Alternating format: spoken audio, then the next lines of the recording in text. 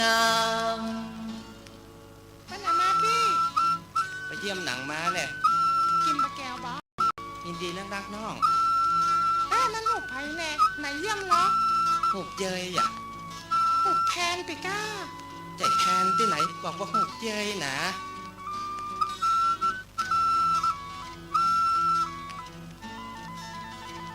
แถวแม่ห้องสอนตอนบนของเขตภาคเหนือม่วนใจยิ่งเหลือป่าเขาวัดวาอารามแล้วย้อนกลับไปเมืองตากอยากเจอคนงามอยากได้ยินคำเจ้าจากสาวเมืองเหนือ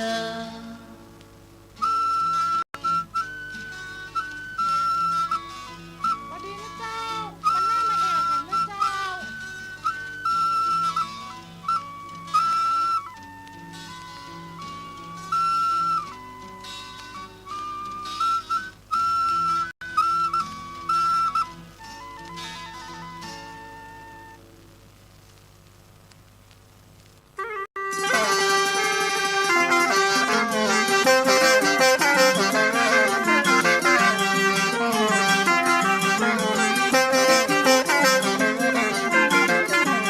สวัสดีกับท่านผู้ฟังที่ฮักทั้งหลายครับ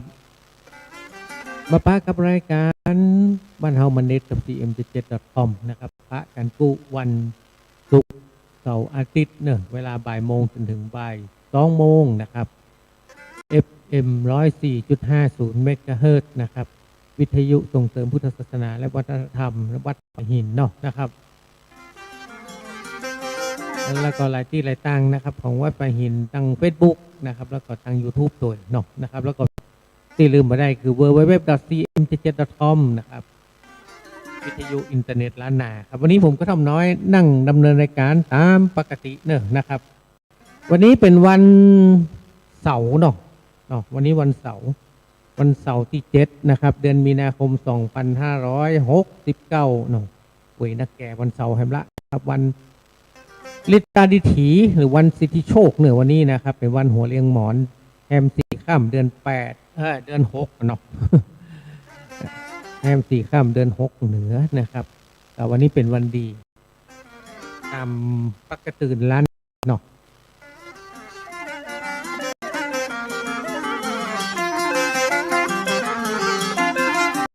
ก็ช่วงนี้นะครับก็ยังว่าเนาะนะครับช่วงนี้ก็เป็นช่วงที่มีการรณรงค์ในเรื่องการประฮือสุมไฟจิไฟนะครับเผาหญ้าเผาต่างๆเนาะนะครับประฮือเผาก็ช่วยๆกันเนอะนะครับเพราะว่าช่วงนี้อากาศทางบ้านเฮาก็บ่ค่อยดีเท่าใดนะครับ PM 2.5 ก็ยังเอามารบกวนอยู่นะครับก็กุปีก็มีการรณรงค์ในเรื่องนี้เหมือนกันเนาะนะครับก็เฮาก็ปีนี้นะครับตั้งแต่มกราคม2569จนถึงวันที่31พฤษภาคมนะครับห้ามเผาทุกชนิดเนอะนะครับก็ยังมีอยู่นะครับหันข่าวมานะครับก็ยังมีอยู่ในที่แถวดอยสะเก็ดแต่ยังมีคนไปจิอยู่นะเก็ดนะแกเนอะนะครับตอนนี้เปิ้นมีโดรนนะครับโดรนนี่คือบินไปพอสามารถบินพอแล้วไผ่ไปจินี่หันอยู่นะครับบนโดรนบนถ่ายรูปเนาะตอนนี้ก็ถ่ายรูปไปคนละนะครับกำลังตัวหาอยู่นะครับที่แถวดอยสะเก็ดเนอะเอาเป็นว่านะครับหลายที่หลายทางถ้าจิไฟนะครับมีความร้อนมาได้นี่เพิ่นถึงรู้ว่าจุดไหนเป็นจุดไหนเป็นรู้หมดนะครับประเดี๋ยวนี้เทคโนโลยีมันก้าวหน้าเนาะนะครับมีดาวเทียมโดรนมีอย่างต่างๆเนอะนะครับจะวันลักจิแล้วจะรอดนำประเดี๋ยวนี้บัดรอดนะครับ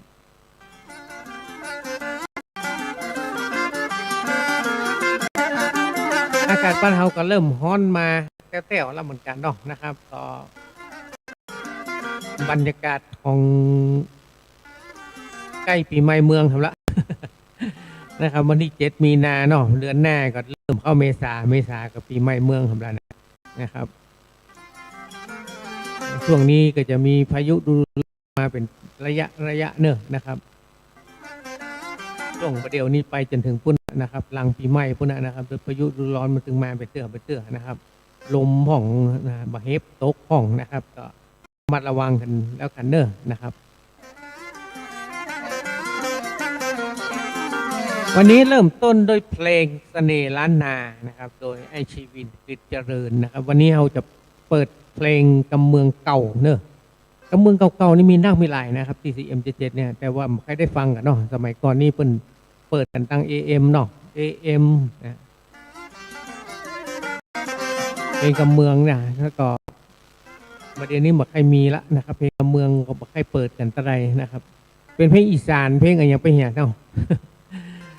ว่ากันนะครับหุ่มไผ่หุ่มมันเนาะแต่เฮาก็ยังอนุรักษ์รักษานะครับศิลปะวัฒนธรรมล้านนาของเฮานะครับเพลงกำเมืองเฮาก็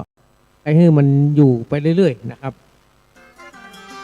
โดยเฉพาะเพลงกำเมืองเก่าๆนะครับเดี๋ยวนี้ก็คนฮ้องก็ล้มหายตายจากไปนะครับหลายคนแล้วเหมือนกันเนาะนะครับโดยเฉพาะพ่อครูเพลงแม่ครูเพลงต่างๆนะครับก็เหลือไว้นะครับเหลือไว้กับผลงานเนาะเอาผลงานเพิ่นมาเปิดนะครับ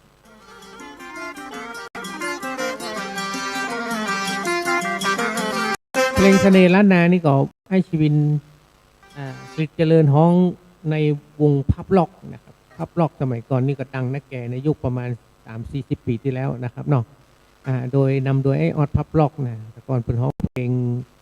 ตกตัวลายเนาะนะครับที่ดังกันนะครับแต่เพลงนี้อยู่ในอัลบั้มแรกๆของเปิ้ลนะครับตอนนั้นยังบ่ดังเท่า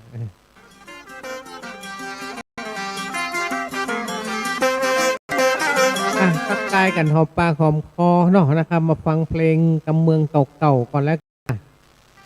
เพลงที่บัดไทยได้เปิดนะครับยุคนั้นเป็นยุคสีสมเพชรเนอะนะครับสีสมเพชรเนี่ยยุคนั้นสมัยก่อนนี่โอ้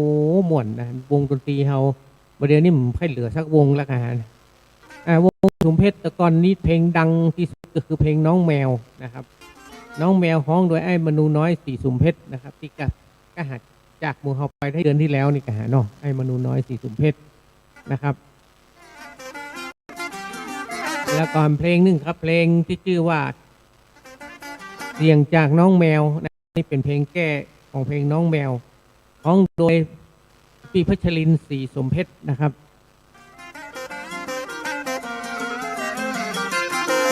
และแห่งเพลงนึงครับเป็นเพลงที่ไอ้วีรพลคำมงคลฮ้องไว้นะครับในยุคเมื่อก่อนแล้วเหมือนกันสีสมเพชรในยุคนั้นนะครับบวกเกียงไอเลิฟยูนะโอ้เพลงนี้ก็ไม่ได้ฟังยันมือเนาะนะครับเป็นเพลงเก่านักแก่ยุคประมาณ50 ปีขึ้นไปละนะครับคนฟังถ้าเป็นประเดี๋ยวนี้ก็รุ่นปีแล้วเนาะ ก็ล้ำลึกความหลังกันนะก็เลยเอามาเปิดให้กันฟังเนาะในช่วงนี้นะครับในช่วงวันนี้นะครับโดยเพลงที่ชื่อว่าฟังเพลง3 ผลงานเพลงนี้ก่อนแล้วกันนะครับก็เดี๋ยวมาอู้เอ่ยกันเนาะ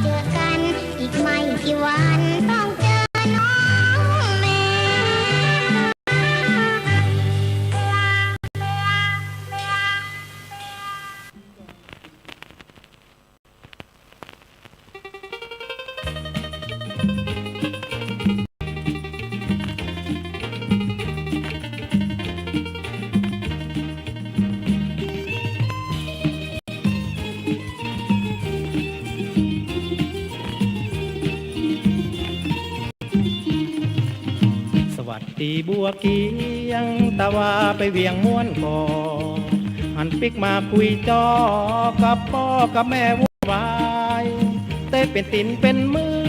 ซื้อของปิกมามากมายตัวอ้ายยังมาเสียดายที่บ่ได้ไปแอวเวียงกับเธอโชคดีมีเงินแอวเวียงจนเพลินวันค่ำแต่งตัวก็งามล้ำใส่แว่นสีดำประเวอแต่งหน้าทาเล็บใส่เด็บคือจริงนะเธอพวงฝรั่งผมแดงพะเลอไอหันหน้าเธอก็เอิ้นตากไป หอฮันบัวเกียงกันน่ะ แม่นนั่นละตัว อ๋อบาเดียวตัวบาไปขายจะขายแล้วกะตัว ประเดี๋ยวเปิ้นมาไปแล้วละตัวเปิ้นไอเลิฟอยู่หมดแล้ว แล้วตัวจะไปที่ไหนนะตัว เปิ้นว่าจะไปดูหนังปรับลิกไนท์แล้วเปิ้นจะไปคิกนิกตัว อ๋อ ดูดักหลอบลิกไนท์โอ้อันนี้ไผ่อ่ะแฟนตัวกะ แม่นแล้วละตัวเปิ้นเลยแนะนำให้รู้จักให้เลยเนอะทอม The Fan of the บัวเกียง อีบัวเกียงมันแม่นี่อย่างนี้น่ะกูเสาะหามึงแผ่นดินจะปีนนะฮะ แม่มาอย่างเนี้ย ว่ามึงไปแปะจักใครเปิ้นไว้เป็นเบิกเบอไป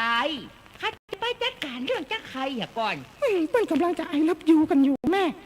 ไปนะบอกว่าไปจะมาไอเลิฟยูเลิฟเยอะเนี่ยเข้าใจปิกบ้าน ทอมเปิ้นโกแบกแล้วเนอะ I love you ปิกบ้านนะโอ้ย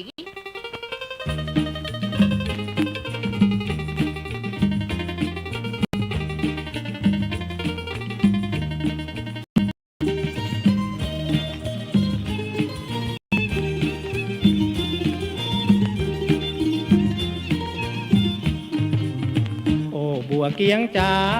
สาพัฒนาตัวอย่างไอ้ถึงกับยืนข้างเพราะความแปลกใจ เปิ้นเก่งภาษาบ่หูเฮียนมาเมื่อใดแสดงความพูดฮาดดีใจคืนเซ่ต่อไปก็แค่ไอเลิฟจู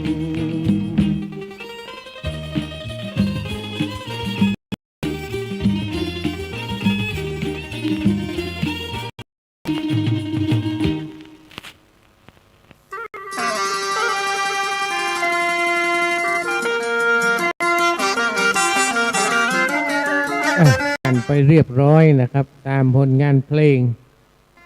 ก็เป็นเพลงที่เก่าๆเนาะนะครับ เพลงเก่าที่เอามาเปิดให้กันฟังนะครับ เพราะว่าเป็นเพลงที่หาฟังยากนะครับ เพลงน้องแมวนะครับเสียงไอ้มนูน้อยสีสุเพชรกับฮู้ว่าช่วงที่อัดเพลงอัดแผ่นนะครับ แต่ก่อนเป็นแผ่นเสียงเนาะอัดแผ่นเสียงแต่ก่อนนี้เสียงยังสัก17-18นี่ก็หาเนาะ ยังหนุ่มอยู่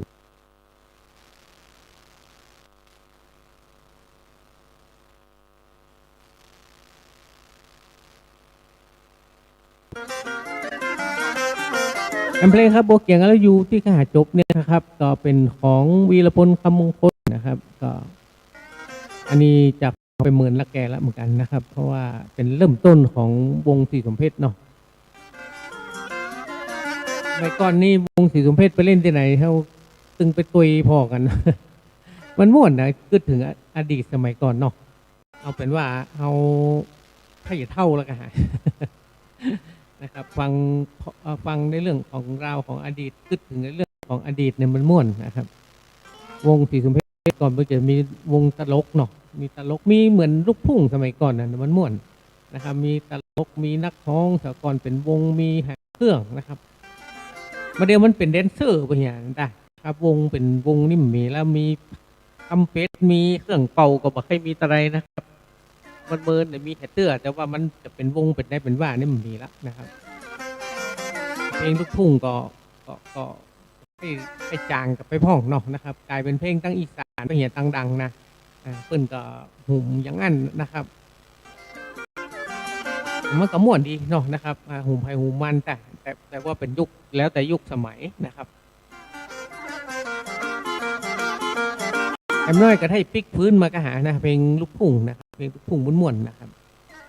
เพลงของเขาก็หวังว่าน่าจะฟื้นมาพ่องเนาะครับโดยเฉพาะวงใหม่ๆก็มีขึ้นมานักเหมือนกันนะครับวงใหม่ๆที่เป็นเชื้อสายทางบ้านเฮาเนาะเป็นคนเมืองนะครับ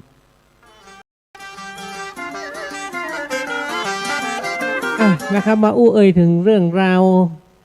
ข้อคิดดีๆแล้วกันนะครับ เพราะว่าในช่วงวันตอนจัดรายการช่วงวันศุกร์เสาร์อาทิตย์เนี่ยนะครับเราก็จะมีข้อคิดดีๆนะครับ มาอู้เอ่ยกันนะครับในรายการบันเทามันเน็ตกับ cm77.com โดยผมกระท่อมน้อยครับ วันนี้เราจะอู้ถึงเรื่องชีวิตประสบสำเร็จก็บ่เป็นหยังนะครับ เพราะบางเตื้อแค่มีชีวิตอยู่ก็ถือว่าชนะแล้วนะครับเป็นว่าอันนะครับมี6หัวข้อเนอะนะครับเป็นว่าข้อ1นะครับเขาจะเกิดมาเพื่อแข่งกับไผ่นะครับ จะไปวัดชีวิตตัวเก่าด้วยไม้บรรทัดของคนอื่นนะครับความสำเร็จของเขาอาจไม่ใช่เป้าหมายของเราด้วยซ้ำนะครับเพราะฉะนั้นเนี่ยมันต้องไปแข่งกับไผ่นะครับคนเรานี่มันแข่งกันได้นะครับแข่งบุญแข่งวาสนาแข่งมาได้แต่ว่าเรามีใจห่มๆเป็นปอนะครับมันต้องไปสนใจไผ่นะครับมันต้องเอาชีวิตไปไปพอฮะเนาะ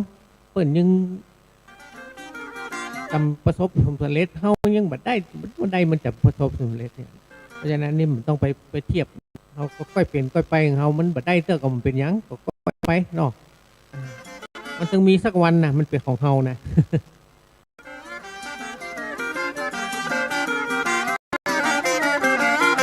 ข้อ2เป็นว่านะครับมีบ้านหลังใหญ่มีแบรนด์หรูก็เป็นอย่างนะครับ ถ้ายังให้หัวได้นะครับ ยังฮักไข่เป็นยังฮักไข่จ้างเนาะยังนอนรับยังสงบก็ถือว่ามีทรัพย์หัวใจแล้วนะครับเพราะฉะนั้นเราพอใจในสิ่งที่เราเป็น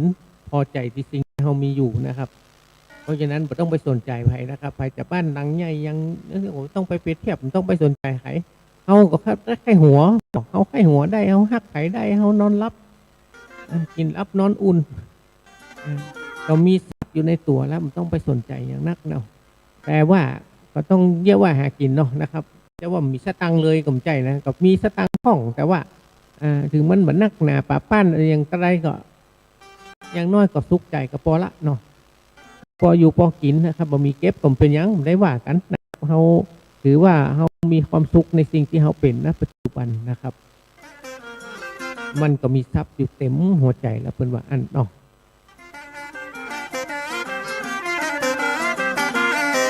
ข้อ3นะครับเป็นว่าล้มแล้วลุกบ่ไหวก็แค่พักก่อนเนอะนะครับนะเหมือนกันนะครับเขาเนี่ยอย่างมันแบบประสบผลสำเร็จนะครับก็เป็นอย่างนะครับชีวิตคนเฮาสนามแข่งที่จะถึงที่ใครถึงเส้นชัยก่อนก็คือผู้ชนะไม่ใช่นะครับแต่มันคือการเดินทางที่ต้องหูจักหยุดหูจักช้าแล้วก็หูจักหายใจนะครับเพราะฉะนั้นมันอิดก็ต้องพักนะมันล้าของหูจักเกลียวจ้าพ่องนะครับเขาก็ค่อยเป็นค่อยไปนะครับเพราะฉะนั้นมันต้องไปฟังอะไรอย่างเนาะนะครับถึงมันล้มก็ค่อยพักก่อนแล้วก็ค่อยสู้ใหม่ใจห่มๆนะครับมันต้องไปซีเรียสเกียดอะไรอย่างนะเราได้ไปแข่งกับไผ่เนาะเราอยู่กับตัวเราเองนะครับเพราะฉะนั้นเนี่ยเราพอมันไปบ่ไหวเขาก็หูจักพักผ่อนพักก่อนย่างก่อนเป็นย่างเดี๋ยวเตือนแน่เขามีแหงแล้วเขาไปสู้ด้วยกำลังใจตัวเก่านี่ดีที่สุดนะครับ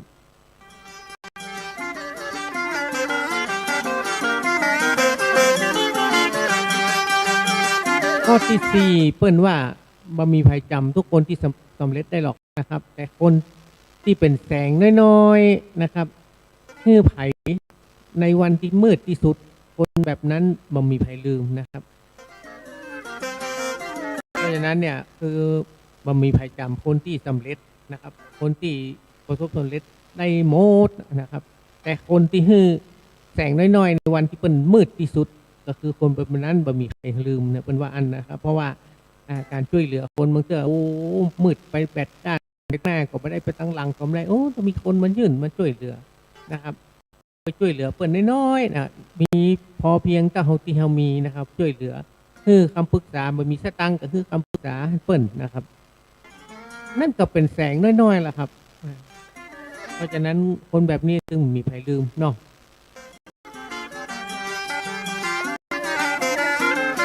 ไม่ใช่ว่านะครับต้องไปหาคนที่สำเร็จก่อนนะครับ มันเหมือนใจอั้นนะครับเพราะฉะนั้นเนี่ยคนเฮาสำเร็จเหมือนกันทุกคนนะครับเพียงแต่ว่ามันจะสำเร็จในด้านไหนนะครับคนเฮามันจะเก่งเหมือนกันหมดนะครับบางคนมีทรัพย์สินเพียงฟ้าอย่างไรก็จ้างเถอะเนาะปะยางคนเดียวก่อมจ้างเนี่ยคนเฮามันเหมือน มันถนัดคนละอย่างนะครับเพราะฉะนั้นการถนัดไผ่ถนัดมันต้องไปสนใจนะครับคนเฮามันความสำเร็จเนี่ยมันวัดค่าความสำเร็จของใครตึ้งมาได้นะ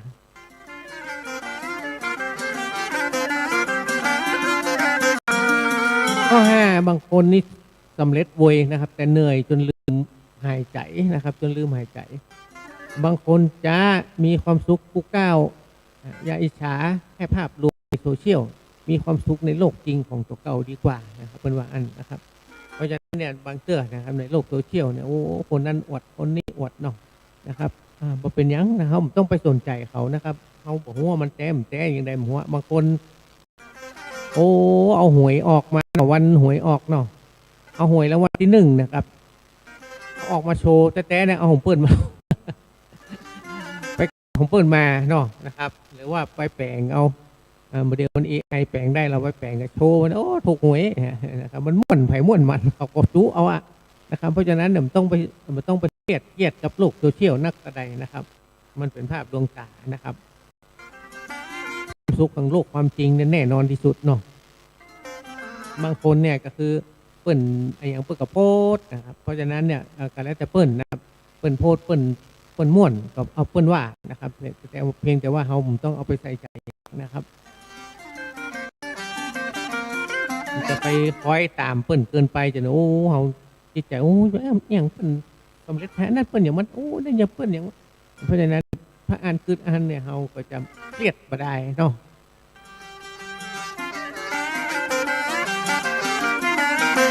ข้อ6ข้อสุดท้ายเป็นว่าชีวิตยังบ่ประสบผลสำเร็จก็ยังมีสิทธิ์นะมีความหมายเพราะความหมายของชีวิตบ่ได้อยู่ที่ยอดเงินในบัญชีแต่อยู่ที่หัวใจของเฮายังใจชีวิตอยู่ก่อนะครับตั้งห้าครับเป็นว่าครับนั่นแหละครับเป็นว่ายังประสบสำเร็จเรื่องก็เป็นยังนะครับเขายังมีสิทธิ์อยู่หรอกนะครับแต่ว่าความหมายของชีวิตมันที่อยู่ที่ยอดเงินเนาะนะครับมันอยู่ที่เฮายังอยากมีชีวิตอยู่ก่อนนะครับเพราะฉะนั้นเนี่ยคนเฮาเนี่ยมันเหมือนกันนะครับบางคนเป็นในสิ่งที่เปิ้นเป็นเนาะนะครับเปิ้นม่วนของเปิ้นจะมีสตังค์นะบางคนหันก่อนบางคนเป็นผีบ้าไปเลยนะครับเตียวเปิ้นพวกกระม่วนของเปิ้นนะเฮาต้องไปว่าอย่างเปิ้นนะไอ้นั่นเป็นผีบ้าโฮเตียวขึ้นกองนอกของกองก็ความสุขเปิ้นเป็นอันมันม่วนของเปิ้นเนาะเมื่อเปิ้นรุดโลกไปอันเปิ้นก็รับหูอย่างไผเปิ้นก็มีความสุขของเปิ้นตังเปิ้นก็จะมีอย่างนะเพราะฉะนั้นคนเฮาเทียบแล้วว่าความสุขคนเฮามันเต็มกันนะครับม่วนไผ่ม่วนมันเพราะฉะนั้นเนี่ยครับจะไปเอาเงินในบัญชีไปที่ตั้ง เอาความสุขส่วนตัวความสุขที่ใจเขาเนี่ยนะครับว่าเขาอยู่ในโลกนี้มันม่วนอยู่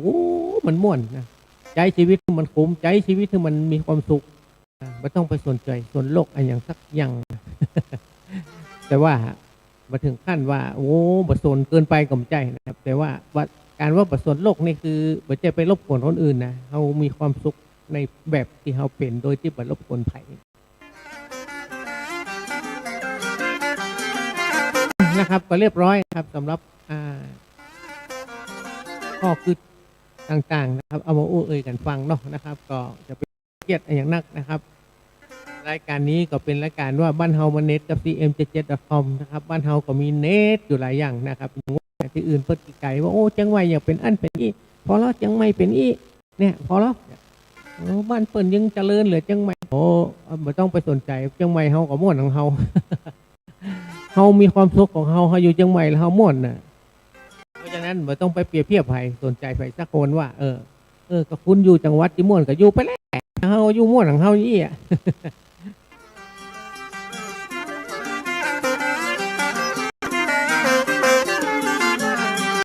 นะครับฟังเพลงเก่าๆทำสัก3ผลงานเพลง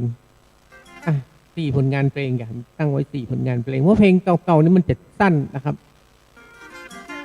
เอาเพลงของพ่อสุริยายศถาวรคนนี้ก็เป็นศิลปินที่ โอ้สมัยก่อนโด่งดังมาจังเมินตั้งแต่สมัยสีสมเพชรเหมือนกันนะครับเป็นคนก่อตั้งนะครับสีสมเพชรเหมือนกันนะครับคนหนึ่งเนาะนะครับพ่อสุริยายศถาวรก็วันนี้ก็ไม่ได้อยู่แล้วนะครับก็มีผลงานเพลงอยู่หลายเพลงนะครับอยู่ในที่ CM77 ของผมเอาเพลงของพ่อสุริยาชื่อว่าเพลงลืมไอ้แล้วกานะครับเพลงนี้แต่แล้วพ่อสุริยาฮ้องไว้แต่ไว้ฮ้องไว้คนเดียวก่อนนะครับแล้วก็ไอ้จรัญมโนเพชรเอามาฮ้องหำกำนะครับก็เลยโด่งดังขึ้นมาเนาะเป็นเพลงครับเป็นเพลงที่ศิลปินนักร้องคนนี้สมัยก่อนก็ดังนักกันนะครับคือไอ้สมบูรณ์บุญโรจน์นะครับอันประเด็นนี้ก็จากมือเขาไปแล้วนะครับเนาะเพลงที่ดังฮือทั่วแผ่นดินล้านนาเขาก็คือเพลงตำหายานะครับผมจะเปิดเพลงตำหายาถึงภาค 1 ภาค 2เนอะของไอ้สมบูรณ์บุญโรจน์นะครับและแห่งเพลงหนึ่งครับเป็นเพลงแต่งโดยป้อเทพธาราปัญญามนะนะครับร้องโดยป้อ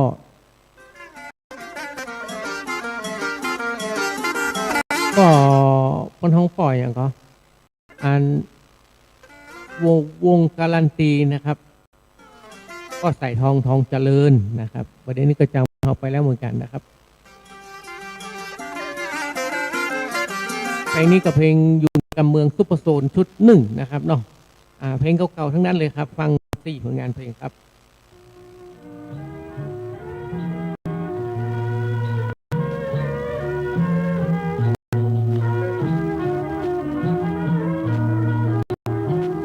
ลืมอายแล้วกาก่อนสัญญากันว่าจะได้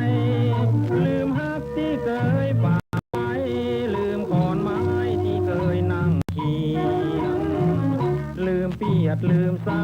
งลืมอมเมียงลืมแม่ห่อยาลืมห่างกลางเฟืองก่อนนั่งเคียงเธอเลี้ยงหลีกหนี้ยามอายเปียมือสาวจีเล่นอุ้มลีสองคนจันตาลืมควายแม่วองลืมแม่ข้องที่เคยใส่ผ้ามาคือสั่งใดจ้าจากบ้านนาบ่แลบ่เลี้ยวไปอยู่กับภายที่ไหนต่างใดกันเล่าคือเติงหาเจ้าสุดโศกเศร้าอ้ายเฝ้าและเลี้ยวจะเงียจะได้บ่มีไผซักเสื้อ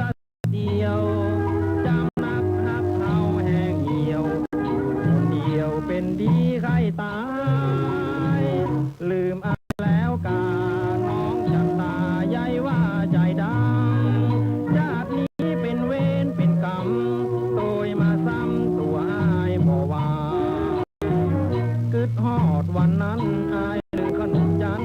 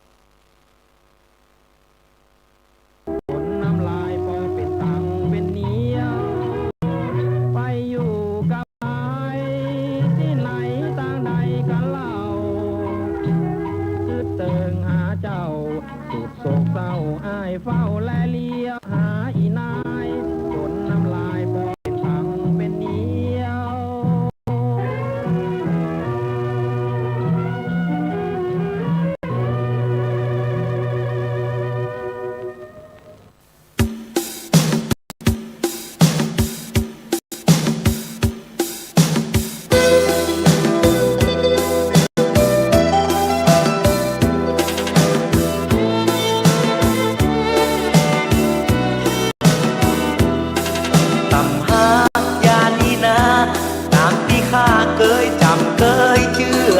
คนใดใครหางใครเหือคือเอาปลาจอมมากับน้ำปูสัก2-3บอกส้มบะโอลงต่ำกินไปเตอะสัก2-3 กำปากมีเป็นยาพิเศษหน้ามอดหน้าลายเอาขี้ควายมาสุนขี้เต้า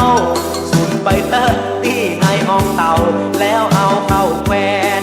เข้าตาวันลุนทั่วหน้าสู่จับปากัน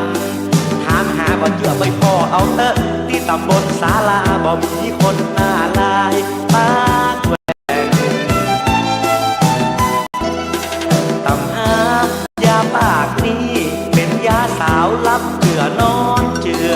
คือเอาป้อหาที่เบื่อกับดึงเต่าเท่า3 คนเอามานวดเอามาฟันวันไหนแต่งยาคือมัน3 หนมันก็จะหายดีเป็นคนแล้วมันจะลุยภูมิสู่ตำหายาปากนี้เป็นของคนเคี้ยวว่าวเคี้ยวหลอนคือตำพริกแดงอ่อนๆไปโทกันลงหัวควายเขาแง่นตั้งแต่เมื่อเช้าจนพดตลอดควายแง่นไปเตอะ2-3 หากข้องง่ายเคี้ยวจะออกมาเต็มปากคนใดเป็นขาดฮิตคือไปซื้อเอาจีนไก่คือเลือกเอาตัวใหญ่ๆเอามาแกงหอมต้มยำตำหายาปากนี้เป็นยาผีบอกผีบันกินไปเตอะสัก6-7 วันมันตึงบ่พันบ่ได้เกา3 เดือคนใดหัวล้านหัวองคือเอาเขี้ยวผมมาสูงขี้เกี้ยวมาเอามาตำปลาเลิกเกิกแล้วตำพริกแดงลงแต้วเอามาเยืองเข้าตักเหียน้อยแหวนเอาตาดินผมแล้วกระมกตั้งกลางหัวลมลวดลงแอวตั้งงอคนเท่าหลังกล่องเอาผ้าตองมัดตีเสายังจานเขาเล็กแดงมีกาบเขาสร้างตั้งแต่ตะก้าพดแถวสันหลังสวาดไปเติ้ลสัก2-3 กำหลังคนเท่าก็จะเป็นคน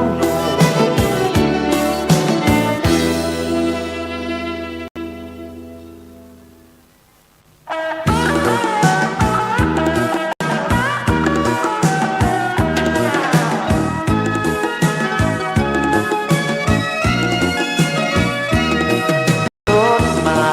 ไหลมาเรื่องตำหายาที่ข้าเคยบอกมาจากอำเภอรอบนอกเขียนบอกพ่อเลี้ยงสมบูรณ์เขียนมาจากบ้านแม่คีจากบ้านดอยตีจากบ้านแม่สุนเพราะว่าเชียงใหม่ลำพูนเขียนมาขอบคุณการใหญ่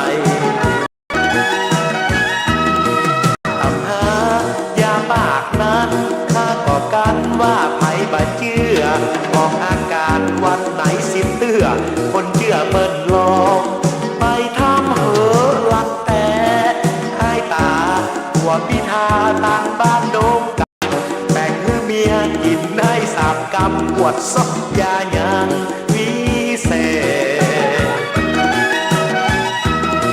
หน้ามอดหน้าอายไอ้องค์สันทรายเปิ้นเป็นคนเล่าซอกมาได้อย่างเดียวของเต่าเลยเอากะลงมาแดนเอาขี้ควายสุนกับขี้เต้าตาตอนเจ้าตะวันติมแขวนตาไปแล้วบาหันยังแขวนหน้าซ้ำเป็นแว่นเหลือเก่าบ่าวเท่าแห่งบ้านแม่สูงเขียนถึงสมบูรณ์ก็เป็นดีเชื่อ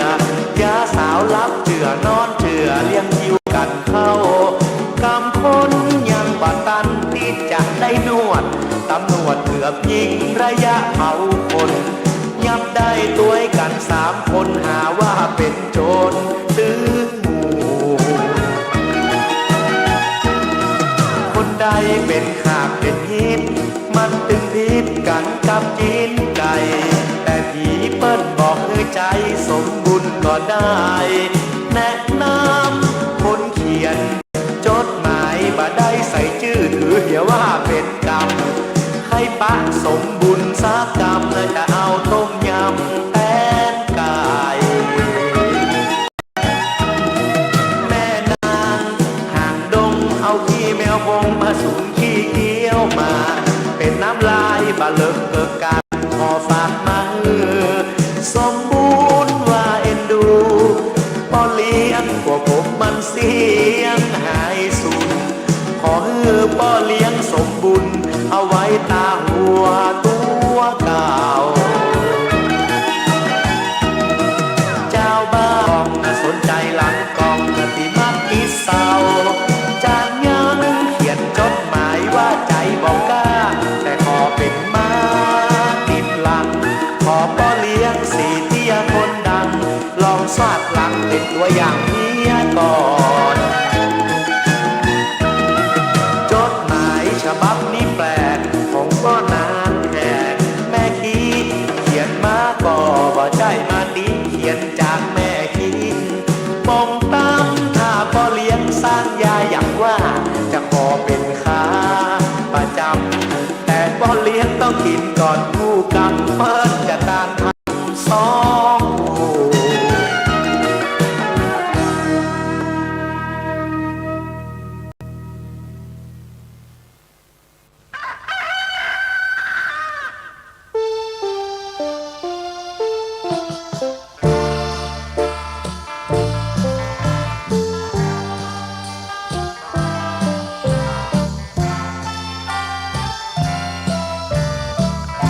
ตื่นจ้าขึ้นมาเวลาตีสี่ไก่ขันรำพันทุ่นทีน้องกับพี่ตื่นสูงอารมณ์เอาหน้าหมบอกอ้ายก็ยกเอามือลูบผมว่าตื่นเจอเอวกลมปะเล่าปะลมสุขสมสำราญเมื่อน้องได้ยินเพลงลิบลีน้องจ๋าจังแล้วนั้นโถคนดีขอจูบมัดใจนึ่งข้าวเหนียวกินเป็นอาจินอยู่ประจำเพื่อตามที่น้องเคยทำเหมือนเพชรน้ำดวงมัน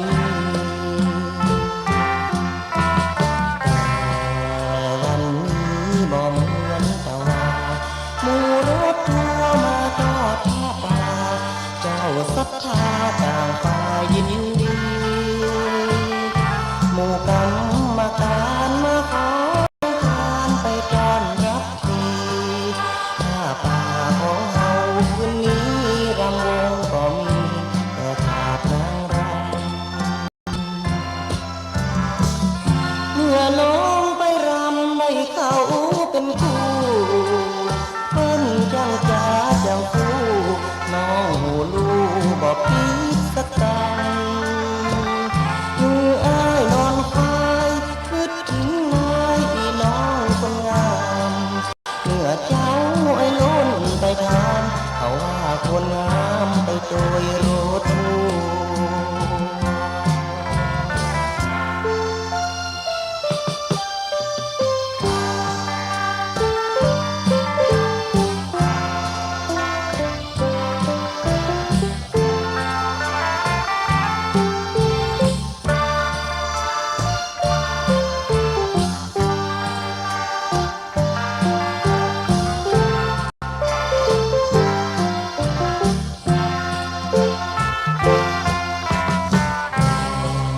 วันนี้บ่เหมือนแต่ว่า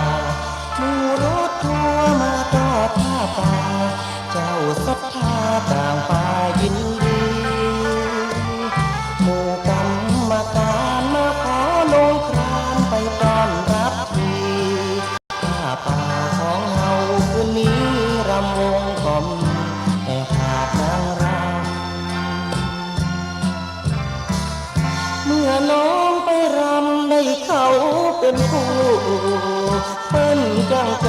เจ้าสู้น้องหูลูบอกคิดสักคำคืออ้ายนอนคายคิดถึงนายอีน้องคนงามเมื่อเจ้าไอ้ล้นไปถามเขาว่าคนงามไปโดยรถลู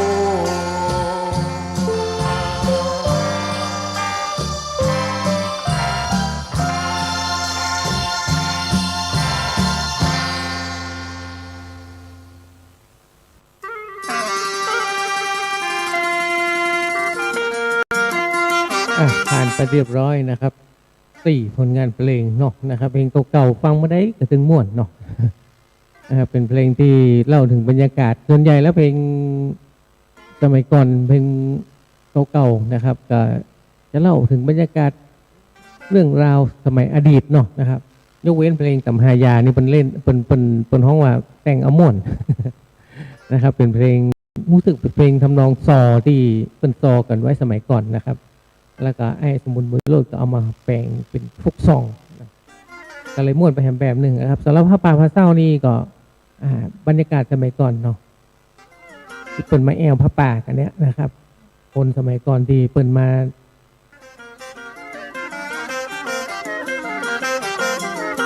กอดพระป่ากันตามวัดตามว่าเนาะนะครับก็จะมีขันโตกนะครับก็ถึงเล่าถึงบรรยากาศพระเทพทลาก็เอาเพลงมาเล่าถึงบรรยากาศอันนะครับ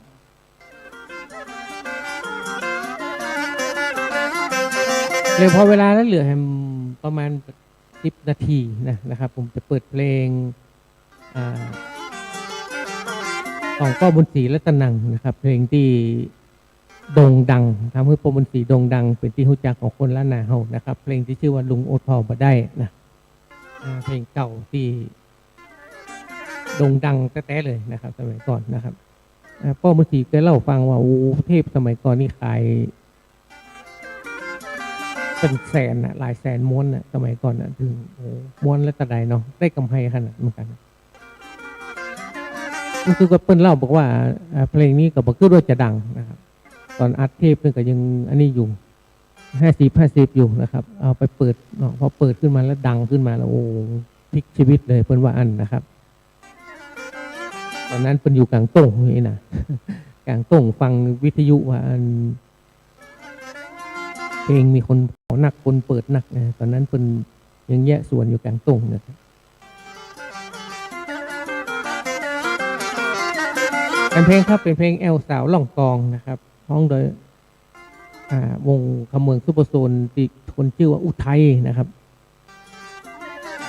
ก็อุทัยนะครับก็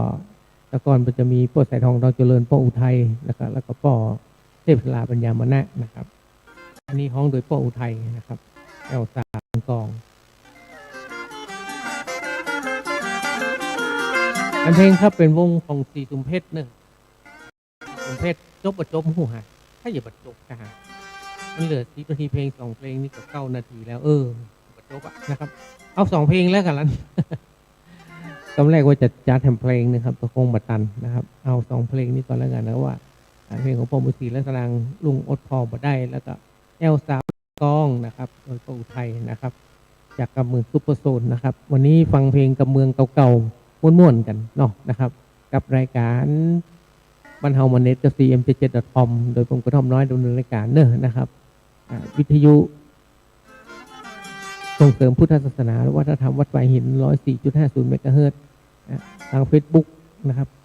104 Facebook ของวัดไฟหินทาง YouTube ของวัดไฟหินนะครับแล้วก็ www.cm77.com นะครับปะการกู้วันศุกร์เสาร์อาทิตย์นะบ่ายโมงถึงบ่าย 2ครับวันนี้โชคดีมีใจเป็นของทุกท่านนะครับสวัสดีครับ